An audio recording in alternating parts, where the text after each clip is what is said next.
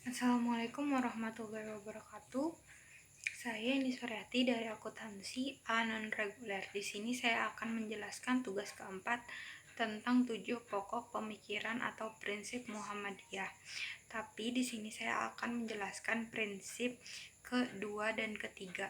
Prinsip yang kedua yaitu bagaimana manusia itu harus hidup bermasyarakat. Menurut saya, pada dasarnya manusia secara hakikatnya adalah makhluk sosial. Masyarakat adalah wadah untuk memenuhi hasrat dalam melakukan hal-hal yang bersifat sosial yang harus dipenuhi oleh tiap-tiap individu. Hidup bermasyarakat juga membuat kita mengenal apa yang tidak terdapat dalam lingkungan keluarga, seperti mencari sebuah jawaban dari suatu permasalahan yang tidak ada di dalam ruang lingkup keluarga, seperti pendidikan, ekonomi, dan politik.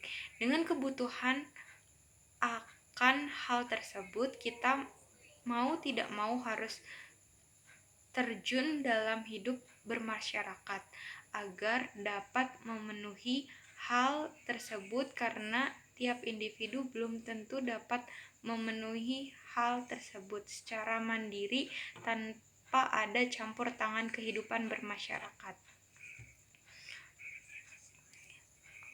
Prinsip yang ketiga yaitu hanya hukum Allah Subhanahu wa Ta'ala yang dapat dijadikan sendi untuk membentuk pribadi utama dan mengatur ketertiban hidup bersama dalam menuju hidup bahagia yang hakiki di dunia dan di akhirat.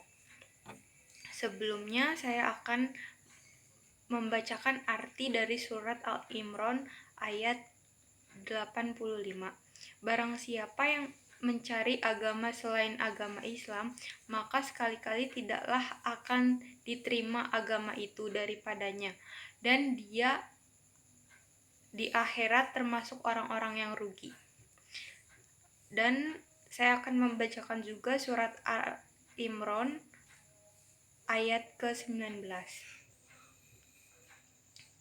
yang artinya, sesungguhnya agama yang diridhoi di sisi Allah hanyalah Islam. Tiada berselisih orang yang telah diberi Alkitab kecuali sesudah datang pengetahuan kepada mereka, karena kedengkian yang ada di antara mereka. Barang siapa yang kafir terhadap ayat-ayat Allah, maka sesungguhnya Allah sangat cepat hisabnya. Di sini saya akan menjelaskan prinsip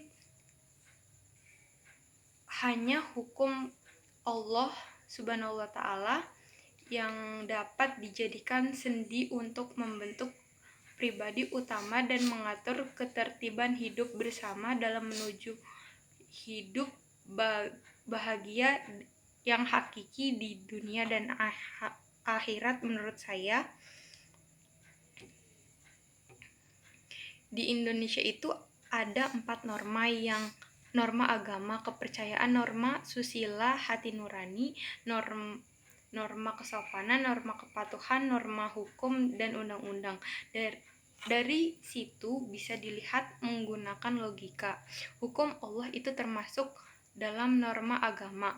Kenapa norma agama? Karena menyangkut ikatan manusia dengan Tuhan, yang mana jika norma itu dilanggar akan mendapatkan hukum Allah, yaitu dosa. Di dalam norma agama itu